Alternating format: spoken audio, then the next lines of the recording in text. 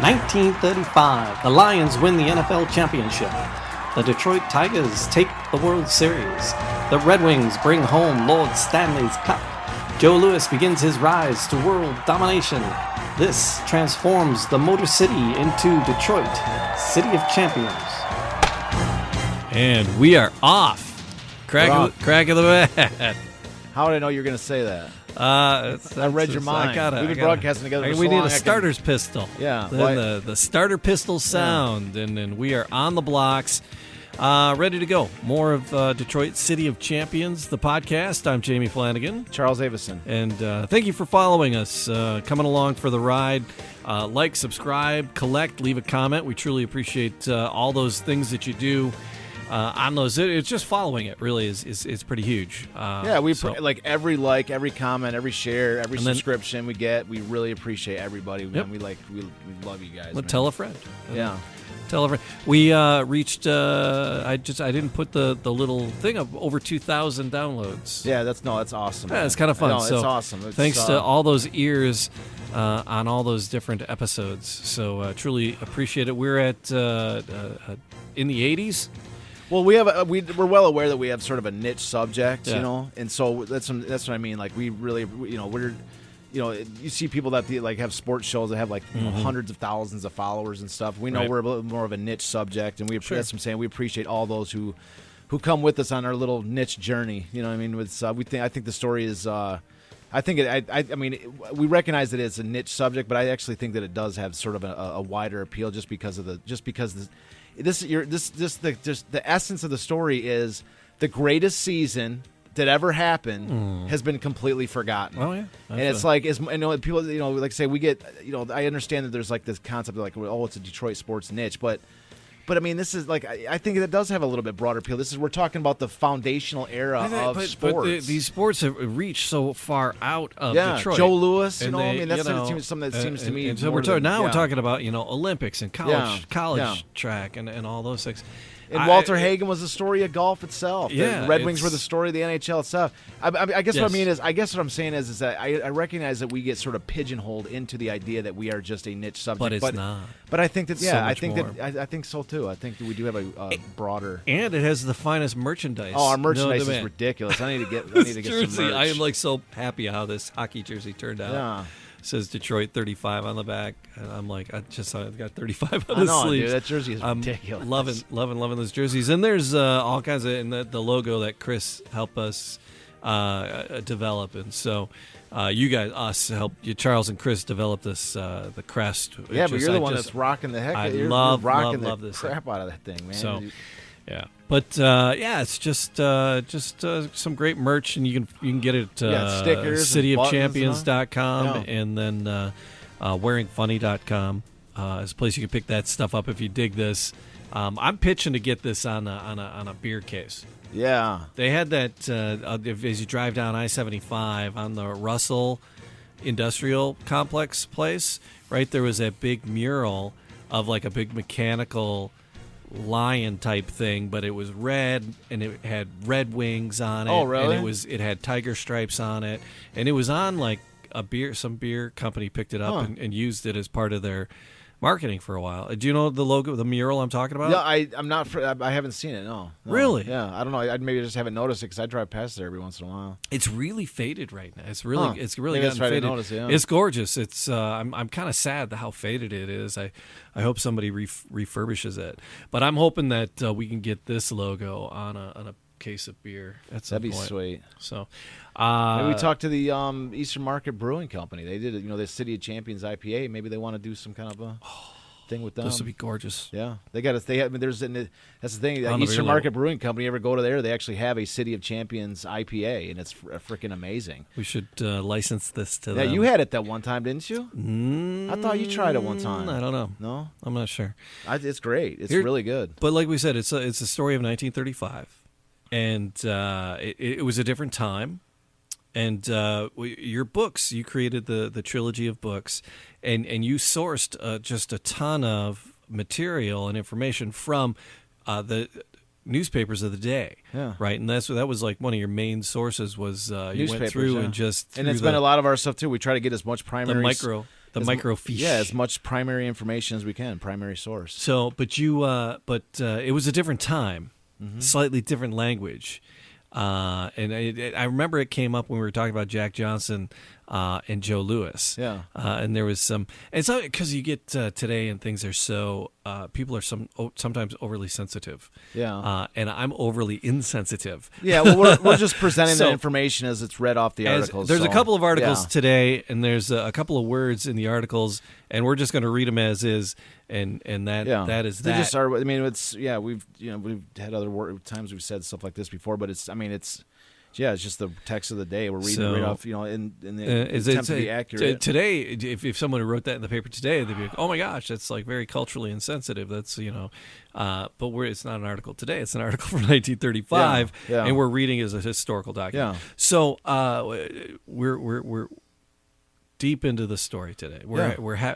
How many episodes are we doing? So Eddie Tolan, we did a sort of a primer episode last. That we just did the episode part 1 of the Eddie Tolan. Did you know he scored 6 touchdowns in a high school football game? That's what he always said was his favorite achievement, his favorite accomplishment. Despite the fact that he's got like gold medals and I scored 6 touchdowns. Wins all. He's like the fastest. They say he was the fastest man alive. 1926 when he was in Cass Tech High School. Yeah, I know. That's like totally Al Bundy-ish. Where he's like, they're like, what was your favorite moment of your entire racing career? And he's like, oh, you'd be surprised to know it wasn't a race at all. It was when I scored 6 touchdowns in a single game. Right.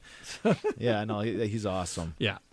So we talked about we did like the sort of primer. Like the all like. His athletic, everything he did in high school, everything he did at University of Michigan. I mean, he's setting world records like every single year. Right.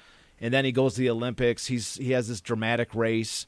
Dramatic race against Ralph Metcalf, where it's like it's the photo finish. It's like it's the first time that video camera is used for like an instant replay, so to speak, to decide. And because they use that instant replay, that image of them both crossing the line at the exact same time, they both set the world record, but he actually won because his chest crossed the line before Ralph Metcalf. Yeah. And so that's what's crazy. Like they both finished with the same race score, and they both set the world record, but he won. And Ralph Metcalf's like, how does that work? Well, now you'll see that like in the Olympics, skiers, and they'll kick the tip of their ski, like right when they get to the line. Because it's like whenever the line's broken, and sometimes the ski doesn't register unless they tip it out. Oh, really? And it comes in, so they get a good, from the tip of their ski to them, lead. Makes sense. And it like those because it comes down to those hundredths of a fraction second. of a hundredth. Yeah. So we kind of did that primer for Eddie Tolan in part 1. So we're gonna do a part 2 on Eddie Tolan, sort of wrap him up, and then. For the next episode, I want to do a special episode on Willis Ward, who is like sort of, he wasn't a champion from 1935, but he's like, I promised myself when I did the books that if I ever had a chance to sort of talk about Willis Ward that we were going to do it because he's using up my airtime on your pipe dreams. Too over bad. Here. So I'm interested. I know if you Willis Ward is awesome. You're gonna there's love so him. many elements and side elements to this story that need to be told. That Willis Ward's just a must. Have not been told. Yeah, Willis Ward. And that's why we're doing this. I look forward to Willis Ward. Yeah, Willis Ward. He occupies he's sort of a moment in time, but it's a very try to get that controversy moment. Going, get people fired up about the show. If we argue about shit, people will be like, "Yeah, oh my god, do you see him going at it?" Oh yeah, we're supposed to be on the same. We're not supposed to be on the same page. We're supposed to be like, no, you're wrong. That's ridiculous. We're gonna be doing that. So we're kind of wrapping up Eddie Tolan this week, but there's some kind of critical components to get in, especially since we talked about all the stuff with the high school, the college, the Olympics, but it leaves out what he did in 35 to make him part of the pantheon of champions that won part of the City of Champions season. Okay, and so basically, like I say, we left off last week where he's coming back from the 32 Olympics. He's he's called the world's fastest human. He's the first black man to be named the world's fastest human. I believe it was the Associated Press that gave out that designation. Okay. And so he comes back September 6th. We talked about this last episode. September 6th, 1932. He's greeted at the Michigan Central Station with this official welcoming committee. And September 6th, 1932 is named Eddie Tolan Day, declared by the governor of Michigan, the mayor of Detroit. I mean, it's a big, he's a big name. It's a big deal. But there's this sort of apocryphal story where which reveals sort of like the tone of the rest of this story, which is that so he's got all this excitement when he comes back to the Michigan Central Station. Yeah. But despite all of the glory he's won, he looks over and sees his half brother collecting garbage in the yard of the Michigan Central Station, and is all the glory and glam he's got at this moment. He wished that he was his brother. Wow! Because his brother had a job. Like then that's where it kind of hits you in the reality of the Great Depression, where he's like, I have been suffering. Like I have no money, and he's like, my brother has a job. Like he'd rather have a job than have than he's actually jealous of his brother that his brother's got a job and he doesn't even have one. Wow. So it just reveals it gives you a brief glimpse into that world, which is like he just wishes he had a job, let alone these gold medals. So anyways, and so that's like I say, that sets like the sort of foundation of what's to come, which is that. He's basically in search of work when he gets home from the Olympics. He wants to, there's no endorsements that come his way. Nobody wants to hire him for any type of endorsements. And the other thing too, he graduated from U of M. I don't have the information as far as what he graduated with, but all these different sources say that he wanted to be a physician, but he needed sort of more schooling to do that. Like he had graduated, so it indicates that he had. Maybe he had at least a base layer of studies that were heading towards being a physician, a doctor of some method, but he didn't have the sort of full credentials that would have allowed him to go full Monty into that profession. Right. And so I guess you say he's kind of like, and then to add to that, he had his family. His mother, she didn't have a job. Like he needed, he basically had to. He felt a responsibility to help take care of his family. And he needed money to do that, so he needed sort of immediate cash, and so you can that kind of shows why he's like, I wish I was my brother who had at least had a job because I could start making money, and so as a result he has so he at one point over the going into 1932, like the winter of 32, so he gets an opportunity to work with Bill Bojangles Robinson to do some vaudeville. Okay, to do some vaudeville. All right, because it's an interesting little note here that whereas Eddie Tolan was the fastest man, right? So Robinson had this bizarre world record that he said in 1922 he set the world's record for running backwards. And it was said, this is said in numerous places, that it was said that he set the record of running backwards a 100-yard dash in 13.5 seconds, running backwards. Like that seems like ridiculously fast for running backwards. I don't know how that's, but then they say the record stood till 1977. Wow. Somebody else broke that record when the record got broken with a 13.3 seconds. But do we want to bring up running backwards? Yeah, we can bring it up. All right. And so I just want to kind of give a little bit of visibility as far as who Bill Bojangles Robinson was. Right. He, we've got a picture. He was like his name is popping up. He's with Joe Louis. We got a picture of him with Joe Louis. We got a picture of him with Shirley Temple. Right. I remember him from. Yeah, he's those movies. Yeah, he's the best known and highest paid African American entertainer in the first half of the 20th century. He's a huge figure at this time, and so he's anytime there's a celebrity, I was looking for a picture of him with Eddie Tolan, but I didn't see one. Right. But he performed with him, and just a little disclaimer. I actually threw in that picture of him and Shirley Temple because I never miss an opportunity to put a picture. Whenever Shirley Temple comes up for something, I have a picture of Shirley Temple in my book because I added her to my timeline for all the events of there's a timeline of stuff that happened in 34 and 35. I did a time. Is what I did was I put in some other sort of cultural references for stuff that was happening at that time, so you get a framework, a context for when these events happened. So, like, I have, like, the first Three Stooges short came out in 1934. And then there's, other stuff, like the rise of Adolf Hitler and stuff like this. Like, there was the Night of the Long Knives. Whatever. There's some political stuff in there, too.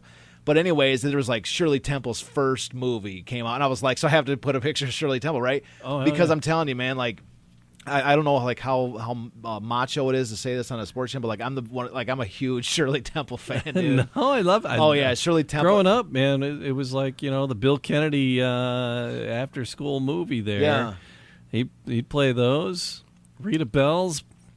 Shirley Temple was like, if you've never seen a Shirley Temple movie, like, just go check one out because, like, dude, you're it's like watching Pollyanna or something, dude. You just can't help like.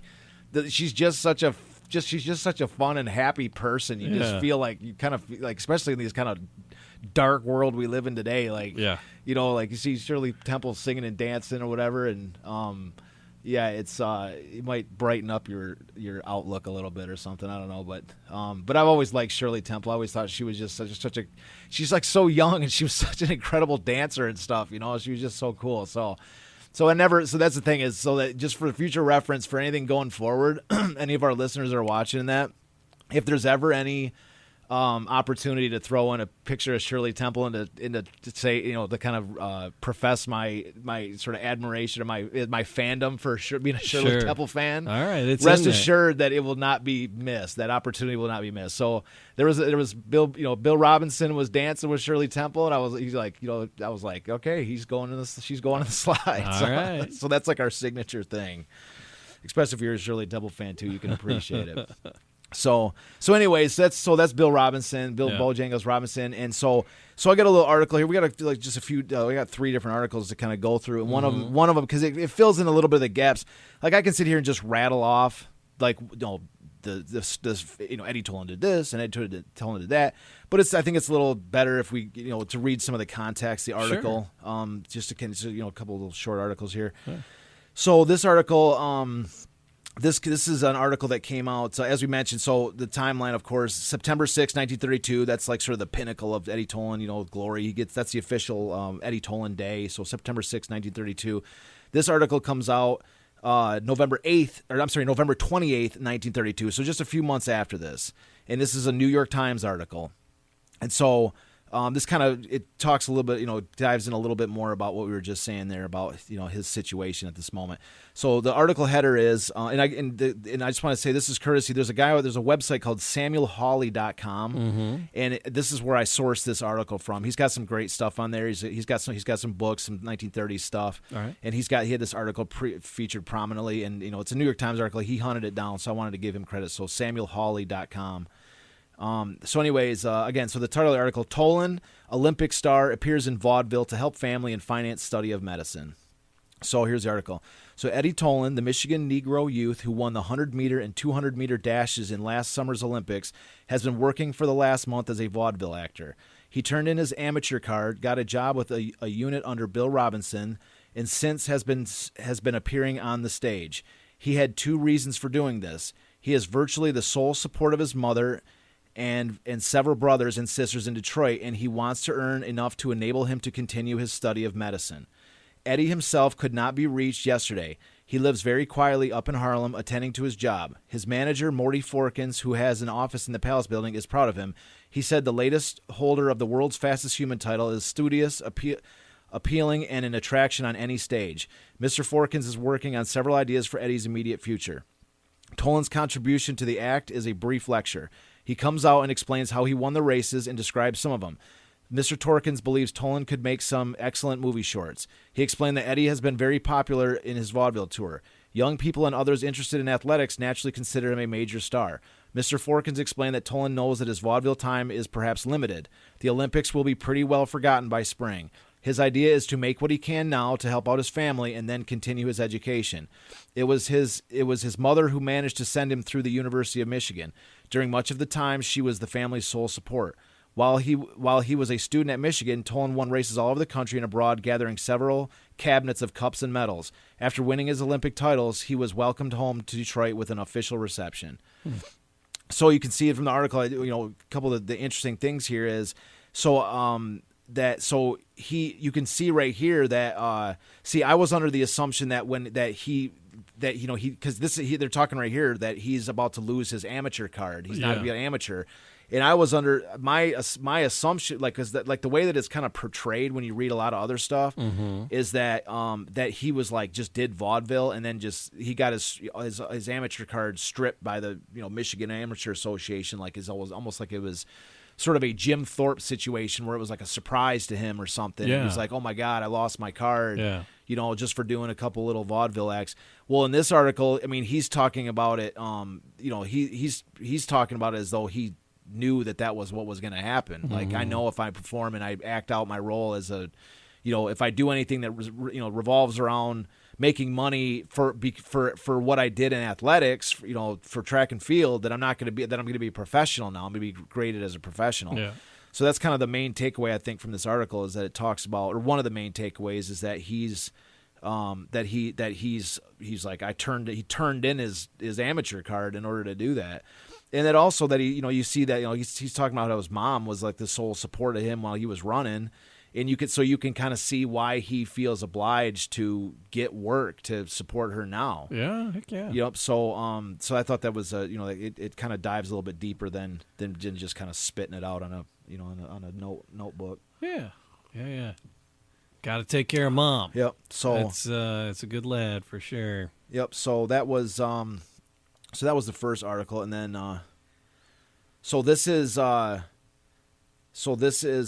I have another article that sort of like piggybacks on that one, and so this was this is shortly thereafter. The last one was November 28th, 1932, and this one is January 24th, 1933. Okay. And so by this point, he's actually found a job. But it's a clerk. He's working as a clerk in this office building. It's like he would never get any kind of superpower job. Like he's found a job now, but it's nothing of any. Fastest man alive. Here, run these papers upstairs. Yeah, exactly. Yeah, yeah. You think that guy? You don't think that joke somehow made it? That he was subject to some jokes like that at some point? Yeah. So, anyways, again, this article came off of that SamuelHawley.com, and so this is another New York Times article, January 24th, 1933, and so the article is titled "Tolan Ponders Futility of Fame After His Long Search for a Job." All right, so it says Olympic sprint champion, once idol of a city and state, now a filing clerk, seems dreams of a career in medicine waning. Dispirited, he vows never to run again. So this is New York Times. Well, it actually says Associated Press, but either way, I'll just fire off into it. So Detroit, January 23rd, for bespectacled little Eddie Tolan, whose short legs swept him to triumph, the sprint king of the 1932 Olympics, of the 1932 Olympiad, the heady wine of victory has turned overnight into vinegar. Eddie Tolan, the speed flash, will never race again. One whole wall in Tolan's room is covered with gold and silver medals. Tables and cases are piled with trophies. The Olympic insignia hangs from a spun wire. Governors and mayors have issued proclamations. Committees have presented scrolls, and orders have extolled Eddie Tolan's sportsmanship and prowess. Michigan had an Eddie Tolan Day by official proclamation. And yet, I don't think anything could induce me to run again, says Tolan, the Negro sprinter whose 100 and 200-meter victories in the Olympic Games brought a mass stadium to its feet. Eddie isn't complaining, but he believes that fame such as he earned is futile. 2 weeks ago, he got a job. He is a filing clerk in a county office here. His lifetime hope and dream of becoming a great physician is waning, for he has been unable to make enough to support himself and his parents, also unemployed for many months, or to complete his education. Between the time Tolan returned to Detroit from Los Angeles to receive a hero's welcome and the day he got the job as a filing clerk, he walked the streets of many cities seeking work. In desperation, he turned in his amateur card and appeared in vaudeville with Bill Robinson, the Negro dancer. His appearance was brief, and he returned to Detroit. On the day that Eddie arrived in Detroit from the Olympic Games, to be met by a band and a welcoming committee, his half-brother Fred was collecting waste paper in the grass of the park in front of the railroad station. Eddie regarded the half-brother as luckier than I am. He had a job. Reached 4 years of academic education at the University of Michigan, where he rose to stardom in track competition, were completed when Tolan went to the Olympic Games. He hoped at that time that he would continue towards his medical degree. I want so much to see our name head the list when the result is announced, he wrote his mother 4 days before the first heat of the 100-meter race. For I know that if I can win the 2 dash events, our worries will be lessened and some brightness will return to our lives. So he won the 2 big events, and his name went around the world, but he didn't get a job. I haven't any complaints, said Eddie. I just don't think I'll ever run again. I'm sticking to my job. But his friends say that Eddie Tolan, the boy who brought back to the United States her sprint championships, most coveted of all track titles, is asking himself these days, what price glory? So you can see, he said in the article, it was out of desperation that he was like, I mean, think about that choice there you got in front of you. You're like, just you need to make some money, and you're like, I'm going to cash in my amateur card. I can never race in the Olympics again. I can never do any kind of any kind of track and field stuff again. Right. It's over. I'm trying to make a couple bucks doing vaudeville, and the vaudeville thing, they for a short time work. I mean, you can see the kind of desperation that there was. So that's that's where sort of Eddie's finding himself. This is January 1933.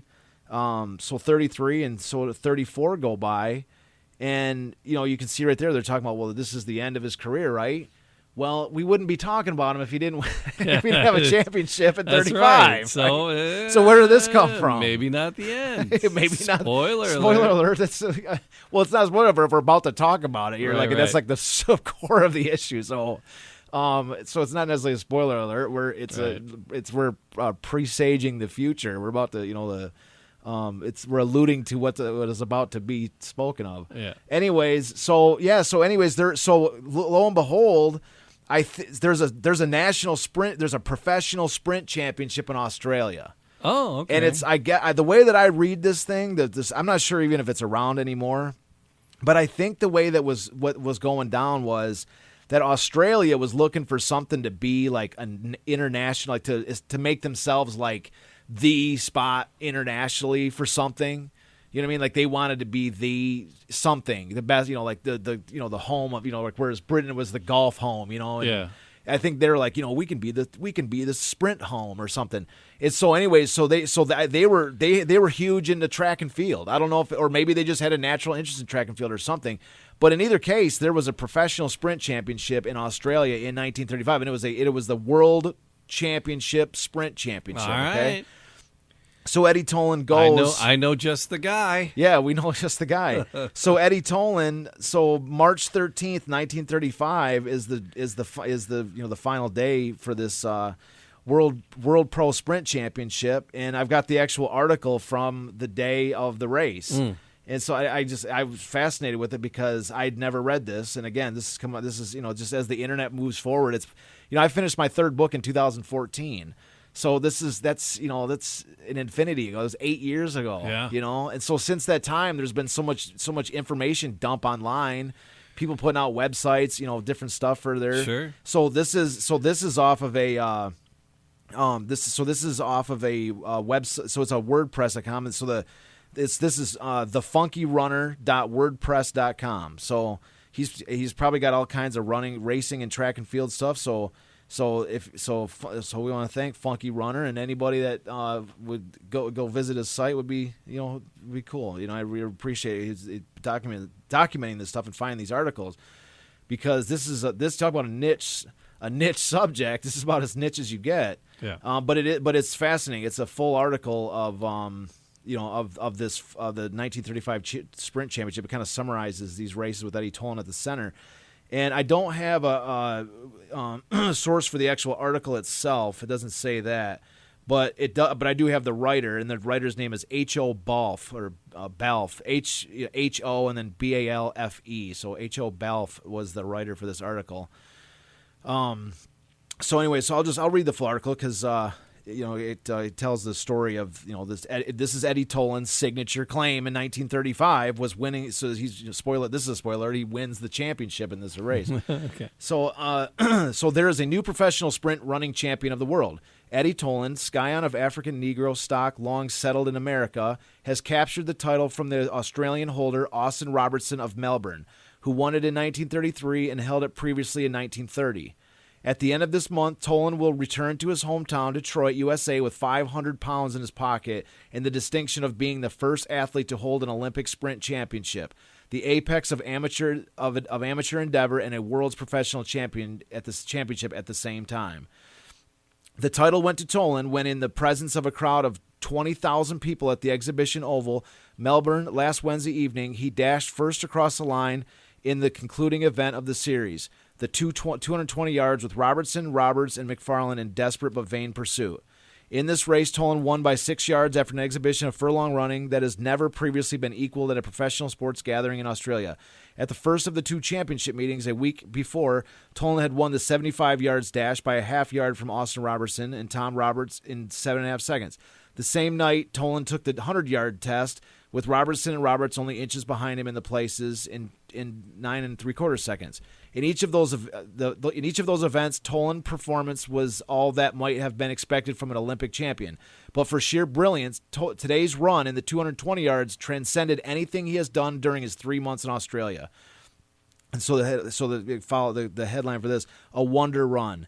Despite the fact that for 3 days he had been suffering from influenza, Tolan literally made hacks of the field, and the time in which he covered the 220 yards, 21.5 seconds on a rather crude cinder track that was only 3 yards worse than that which he won the 200 meters Olympic championship 3 years ago on a track described as the fastest on which men have ever run, and equaled the world's record for a professional runner. Running what will be admitted by all who know him to be the greatest race in his splendid career, Robertson won the 130 yards in the last 3 strides from Tom Roberts, who's only inches behind at the tape, with Tolan not a quarter of a yard behind in third place.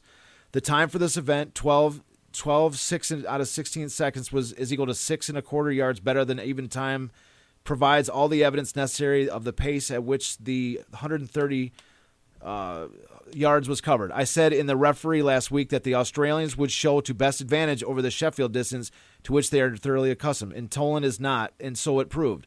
Tom Roberts was the pacemaker to within 30 yards of the line, and there can be no doubt but that the tremendous effort of Tolan had to make to keep at Roberts' shoulder as he did caused him to falter when the time came for the finishing kick.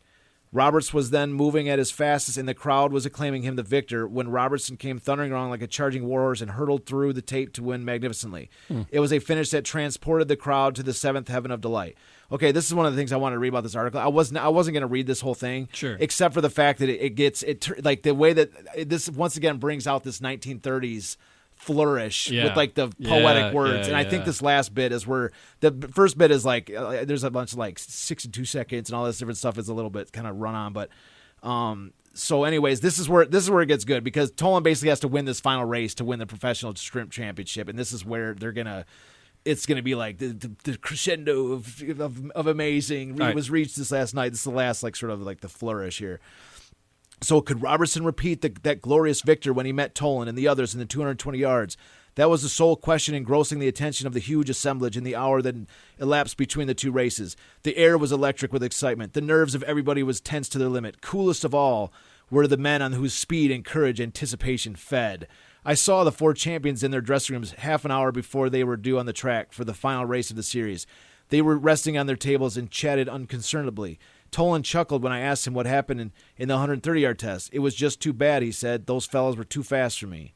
With one more race to be run, Tolan had a total of 11 championship points. Austin Robertson had 8, Tom Roberts 5. And McFarlane, who had finished 4th in the 3 attempts to that stage, had not a point to his credit. Robertson could retain his championship if he won the 220 yards, and Tolan were beaten into 3rd place. But that if was not destined to materialize into fact. The draw for position at the 220 yards start struck the first at Australia's hopes. The 220 yards was run on the cinder track used for motorcycle racing.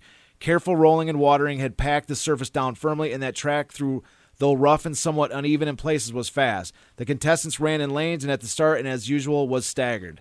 Tolan drew the inside running, which was the best possible position for a short, fast-striding sprinter, as he is, on a track that was semicircular. McFarlane was in the number 2 lane, Roberts next, and Robertson on the outside. Well, it was a revelation, the way Tolan jumped into his stride. In his other races, fast starter though he is, the American had nothing on Tom Roberts and indeed had been led in the early stages. But in the 220 yards, he was flying, right from the gun. At 60 yards, he had gathered up McFarlane and passed him. Roberts was disposed of inside 120 yards, but Robertson was a different proposition. Tearing along on the outside, Robertson was fighting tremendously hard to keep Tolan off, but the speed of the little Negro was steadily wearing down the big Australian, and as they rounded the turn into the straight, Tolan drew level. For a brief space, Robertson and Tolan were level, but the run home was an absolute triumph for Tolan, who went right away from Robertson and won by 6 yards. Roberts, who finished strong and was half a yard behind Robertson, and McFarlane, who was last 2 yards further back. So ended the World's Professional Championship Series of 1935. All that remains to be said is that the Marbirnong Running Company achieved the success they richly deserved with 3 remarkably successful meetings, of which aggregate attendance of 50,000 people was proof and to spare of the popularity of professional foot running in Victoria. So that's Tolan winning the race. But I love the thing is that the final where they're talking about the race being run. Yeah, you know what I mean? Like they go into detail. He's like he was fading first, and then he dropped back, and then he came forward, and then he finished off strong. I was excited. It was a call and horse race. I know it is. But he's like, I don't know. It's just funny because it's interesting to me how people that are tuned into a sport can see that. You know what I mean? Because this is a friggin' this is one of the longest articles we've ever read, really. And he's describing he's so much information packed into this thing about this race. Mm. And me, who is a total a novice at this is not one of my sports I follow or anything. But it's if I was watching, I'd just be watching him run the race. You know what I mean? Whoever got to the end is what I say. I don't know if I could report on it. This dude is you should have seen it. This guy, the nuances, exactly the nuances. This guy is just tuned in, man. Mm-hmm. This guy's man, this was the greatest thing. It was the great. They said there's 50,000 people there. That's that's what I'm saying. They're trying. Maybe there's something to it. Maybe Australia was a big, a foot race. Maybe it still is. I'm not sure. I didn't dive that deep into it. So anyway, there we have it. So Eddie Tolan, 1935 Sprint Championship. Mm-hmm. Add that trophy to the mantle of. You got the picture up on screen with Eddie Tolan. So he's wearing the sash. That's the Australian Sprint Championship sash. Yeah. And so Eddie. Yeah. So we got the world's fastest man. Add that to the.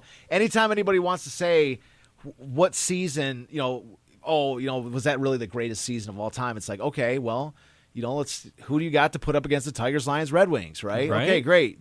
Let's say a city wins 3 championships. Okay, you want to match, even up with those? Okay, great. Who are you going to put up against Joe Louis? Right? Who are you going to put up against Gar Wood? No. Who are you getting right there, it's already over. Yeah. Right? Yeah. And then once you want to keep going down the line, the next one up is, okay, let's say you do somehow miraculously match every one of those. Next up is the world's fastest man, the world's fastest human. Are you willing to if we needed Eddie Tolan to come up and give us a race, peak Eddie Tolan, 1935 Eddie Tolan, you're going to go, okay, Eddie, we need you to win a race for us. Would you trust the City of Champions mantle, put it in Eddie Tolan's hands? That's what I'm saying. Who are you going to put up against Eddie Tolan? The photos of him, he's not what you envision a sprinter. Not at all. He's stockier. He seems shorter. Shorter legs. You've never seen a sprinter that short. Yeah, and he's just it's miraculous how he was able to just pull in those numbers. Yeah, and those times. He also wore glasses. Yeah, he said they taped the glasses to his head. He ran with those black horn rimmed glasses on. So he taped him to his head. I love him. Yeah, he always had a knee wrap on, so you could always tell in the pictures wherever he's racing is with the knee wrap on. But I'm just saying okay, you've gotten through the Tigers, Lions, Red Wings. You've matched up against them. You've matched up against Joe Louis. You even have a minor league hockey team win in the same season as your major league team. Great, right? You somehow found a speedboat racer who could beat Garwood, which would never happen. No. Never happen. No. Right? And then so somehow you got past the big five, the big sluggers. Somehow you get past them, and now you got to go up against Eddie Tolan. Yeah. That's who we're bringing to the table next. You got to be deep. You got to have a deep bench of champions to start to even begin. That's what I'm saying. When I say this is the greatest season in American sport history, that's the mindset. If you're going to say this is not the greatest season in American sport history, and I'm actually being conservative. Because you could make the case very easily that this is the greatest season in the history of the world. Sure. Because here's the thing: by making that statement, like, do you have a counterpoint? Like, was there a Roman season of some type that had a success of this level? Or it doesn't even have to be all the same sports, but just the quantity and the quality of performances. Exactly. So, like, that's what I'm saying. Going down the list. If you what other city could match up sport for sport, or not even sport for sport, but like as you say, just achievement for achievement. It was the entire British Navy and the whole British Empire trying to beat Garwood. And they couldn't. The Admiralty, the entire British, exactly. They had the British Navy, the British Admiralty. They had the richest people in the world, dumping money into these airplane heroes, trying to beat Garwood. You're never gonna beat Garwood, man. No. And that's what I'm saying. Even if by some miracle they did. The next, like you say, you got Garwood, and then we forgot about Hagen. Who you got? We got Hagen. Oh my God! You're like, okay, now it's time for golf. We're like, who you guys got? We're like, we got this guy. Golf's our sport, not anymore. Yeah, we got Walter Hagen. We'll bring Hagen to the mix, and then after Hagen, we got friggin' Eddie Tolan. Yep. Get up on the blocks against Eddie Tolan, right? I'm trusting Eddie's going to – they're like, okay, Eddie, we need you. This other city's matched us up sports for sport with every other championship. We need you to win this race, I have a feeling he's pulling it out for us. I got faith in Eddie. Me too, I got faith in Eddie. That's what it comes down to. That's what we're trying to get at here is, one of the things we're trying to get at is this idea of the overall goal, which is to say this is the greatest season to ever happen in the history of American sport. Right. And like, how do you determine like the greatest of something or other? We're doing it. We're saying we're listing off to you what other season could you match up accomplishment for accomplishment in the field of athletics? No. None. Yeah, I mean, where are you gonna, somebody's, we got a great highlight team. Well, good for you. Yeah, good. That's not matching up with these. It. Yeah, it's not. Every one of these things changed. Yes. Changed sport. The landscape of the sports they were involved with. Yeah, it's 100%. So it's Eddie's and Eddie Tolan did too, because if the next slide we have, the final slide, this is a picture. So was this Australia run? Was that a professional run? Yeah, this was a professional. That's the thing. So that's because he did the vaudeville and then doing this, and that took him out of. Yeah, because it's like, why is Jesse Owens Jesse Owens? Yes, and why isn't Eddie Tolan Jesse Owens? That was my original question when I came across him. Like, was he not good enough to face against Jesse Owens? And it's like that wasn't.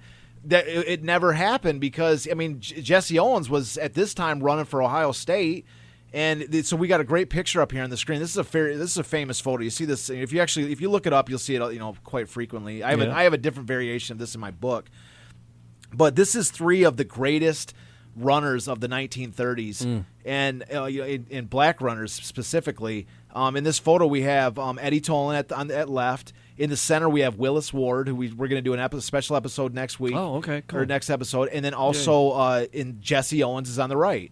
And so you can see, and so I have this great quote here. This quote comes from I've sort of heard this before, but I actually I'm going to reference it here with Our Detroit. There's an article by George Bulanda from January 7th, 2015, and the title of the article is "Unlikely Sprinter." And in this, he refers to because Eddie Tolan died on January 31st, 1967. That's when this. And so in the obituary, which came out in Jet magazine. And this is the guy. I credit him for putting this in here. That's where I got this sort of information. Jesse Owens said, "This is from Jesse Owens. When I was in high school, Eddie and Ralph Metcalf were my idols. Eddie and I later became close friends. I used to live in Detroit, and every time I'd go back, Eddie was one of the first ones I'd look up. So you can see by the picture and also from this article. Well, and if you look at this picture, you say, all right, in this picture, one of these men is the fastest man alive at this time. Yeah. And you probably wouldn't pick Eddie, but at this time he was. Yeah, exactly. But you can these see guys still had but you can their see chances coming. And you can see the look on Jesse Owens and also Willis Ward's face. The admiration. Yeah, they're looking at him like, man, we're posing with Eddie Tolan. Yeah. And so it's, he's got a suit on. He's not even, he doesn't even look like he's even about to run or anything. Yeah. But they're both looking at him, and this is probably 35. This is probably 34, 30. I mean, it might be maybe 1934 because that's right about when Jesse Owens and Willis Ward were running for Ohio State and Michigan. Right. But and those two guys are going to race against each other, Willis Ward and Jesse Owens. Like that's what I'm saying. Like Willis Ward, we're talking about why didn't how come Eddie Tolan doesn't fit into the Jesse Owens story as like a direct competition? Yeah. Well, Willis Ward does. Okay. Like Willis Ward was like the U of M's version of like he was like U of M's Jesse Owens. Like he was like racing and beating Jesse Owens. And he's also a football star. So, U of M football, like he helped them win national championships. I mean, the guy was a stud. And so we're going to get into his story next week. But I just it's just interesting because it's like, like you're just saying there, how these guys impacted the sports they're in. Whenever you have somebody that's like a hero or somebody to look up to, Jesse Owens even said his own words. So when I was in high school, Eddie and Ralph Metcalf were my idols.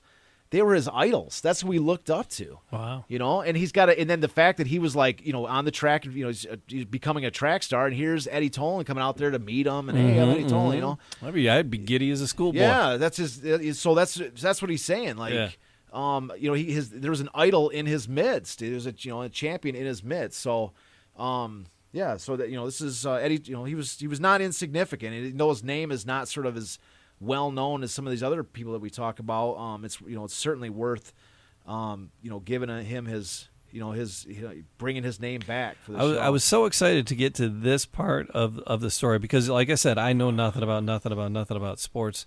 I have some familiarity with the big three, but then these guys, I know nothing about any of this. And I didn't know either. I'm so excited to dive into the rest of these. And yeah, well, I'm just saying is like thanks for sharing Eddie's story today. Yeah, but here's the thing is that Jamie, I didn't know anything either. Yeah. I didn't know nothing about nothing either. There was a point in time when I was when I was a senior at Western in 2005. Yep. I came across this subject. I didn't even know what year the Tigers had won their first championship. Mm-hmm. I didn't even know that. And I constantly say that to people.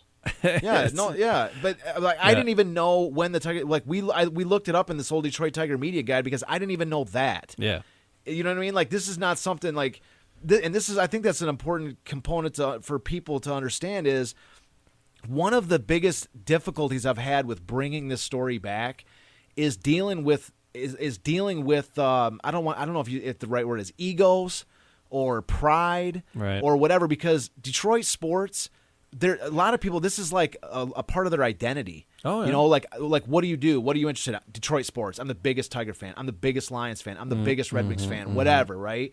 I follow every game. I read all the stuff. I'm all this, right? And then all of a sudden somebody says, did you know that your three favorite teams all won their first championships in the same season? Ugh. Which is the most basic, simple fact of all time in all of sports. Amazing. And you don't even have to be a sports fan to understand how incredible that is, or even once that is known, for you to, it's an easy fact. It's a great fact. Like if you're at some random wine party or whatever, you're like, oh, you're somebody that doesn't give a crap about sports, but you heard about this. Two cities have come close. Yeah. Oh, there's been several. Yeah, they've come very close. There's been two where they've been close, where they've been in the playoffs, but they haven't. We had the Boston get to the seventh game recently. Yeah, and Florida had. And then the Patriots were 18-0 going to the Super Bowl, and they lost the Super Bowl with Tom Brady. That was when I was doing my first book. But anyways, but what I'm saying is that one of the most difficult things I believe that I've had to overcome that for this entire project, for getting this thing out there so that it's wider known, like getting newspaper articles written or getting this story picked up, like whenever there's somebody talking about it, like on an event, like on an anniversary day. one of the most difficult obstacles to overcome, I believe, is the basic pride that people have, and they say when somebody that doesn't when I talk to somebody, I've told the story hundreds of thousands of times, okay, and that's not an exaggeration. I've done at least 1,000 art shows, and I tell this story 50 or 100. I tell this story probably 3 times a day just right now. Yeah. Like I work in an art store where I sell my books in the store. I tell a story like every day. I tell it every day, and I tell it on the show. And I'm saying it. So when I tell this story to somebody that doesn't really give a crap about sports, there's not really I mean, they might go to games, but they're just not really that into it. Yeah. They're the ones that'll sit there and be the most interested and be like, oh my God, this is incredible. That's an incredible story. Right. And they'll like process it, and they'll like, you can see it's stuck in their head, and they're probably going to tell somebody else about it. Yeah. But when I talk to somebody that is like, massive sports fan, you can tell, they're wearing all kinds of gear and all this different stuff. Like, I'm not saying every person, because there's a lot of people that are interested in it, but a lot of times you get this resistance. You can feel that it's like closed off. You can see that they're checking out, and they don't even want to talk to you because it threatens this, like, my identity is that I'm the biggest know-it-all in the world of sports, and I don't need to, like if I don't know about it, it probably wasn't that big of a deal, and that's you almost have to fight against it sometimes, and it's like that's the way it's been from the very beginning. Well, we're fighting the fight, and we're sharing the story. And I couldn't be happier. Willis Ward is part of the story. Yeah. And he's Michigan, right? So U of M. U of M guy. Yeah. So we're gonna get into Willis next time. But what I'm trying to say to finish up all right. What I'm saying with that concept is that, and I know I've mentioned this on the show before, and it's the idea that unless people, it's impossible to learn. Just the very premise of learning, right? If you're not willing to face the fact that there's something in front of you that you did not know, if you're not willing to say, there's something I come across that I did not know, or I have it incorrectly, if I'm not willing to admit it and accept it and say, well, you know what, I went with information that I knew previously that I did, or I sort of assumed something to be the case that was never the reality, and now I'm faced with superior evidence or superior logic, and now I must reorient my thinking to now encompass that. That's the only way you can learn. You're not born knowing everything, and it's like you're saying, I don't know nothing about nothing, but you're learning. You know more about the City of Champions. You're one of the short list of some of the biggest, most knowledgeable people about the City of Champions season now. I got the wardrobe for it. That's for damn sure. You sure do. And what I'm saying is that there was a point where I didn't know a single thing. I didn't know who Eddie Tolan was. And that was a question, like, why didn't Eddie Tolan face off against? If you're so good, why didn't he face off against Jesse Owens? Right? As I'm saying, like, you're not born knowing anything, and just because you are a diehard fan, you don't just absorb all necessary sports information through some kind of a sports osmosis because you are so radiant with sports fandom that you're just going to absorb it. Well, you know what I mean? And the problem with that is that people don't give the story the chance or the respect it deserves because of that. That's what I'm trying to say. That's been one of the biggest obstacles. And what ends up happening is people a lot of times will look for any reasons to diminish the successes, because they'll be like, well, that was in an age where they had less teams, or that was in an age that was before the Super Bowl. And you're like, yeah, but the Super Bowl is just another name for the NFL championship. It's the same thing. You win the Super Bowl, it's the name of the game. Back then, it used to be called the Ed Thorpe Memorial Trophy game, what sounds better, the Super Bowl or the Ed Thorpe Memorial Trophy game? Right. The first Super Bowl, it was just Super Bowl weekend. Yeah. And so they said, in the first, playoff, or the first, Super Bowl, the AFC facing off against the NFC, was 1967. And I'm like, but the first actual NFL championship game, 32 was So, but that's what I'm saying is that people that don't know anything about these eras and don't really aren't bothered to learn, because it takes them out of their sort of comfort zone, and the comfort zone is post-World War II. Yeah. Everything that happens after post-World War II is a comfort zone area, because the information is widely available. It's constantly cited on games. Like, they constantly refer to moments and all this, like there's all kinds of remembrance videos, and people are, there's people that are still alive that remember the events. So it's a comfort zone. But to get out of your comfort zone and to look at the origin story, the real origin and real foundational stories of that's where the better all stories the teams lie. I think they're phenomenal stories of the Great Depression. But I'm saying, like, to get out of that is that pre-World War II stories. Yeah. This is the foundational era of these teams. And that's all I'm saying is that it's. I just anybody that is listening, that if this is their first time hearing or anything like this, like I say, just the open mind is that be like. If I ever write a book like a memoirs of my life, I've thought about the title like I was wrong about everything, right? Yeah. Because like I want to be proven wrong or like if I engage in some kind of a debate or whatever, I want to have superior logic thrown in my face because that's how you learn. Yep. You learn because you're absorbing something you previously did not know.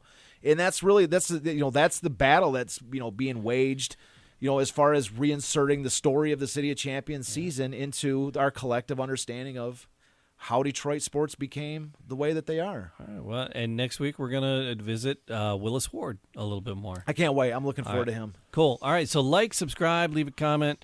All those podcast things and all the podcast places. Appreciate you. DetroitCityOfChampions.com. The book's available there and more information. WearingFunny.com. Merch is there and on the City of Champions site. So check both of those out.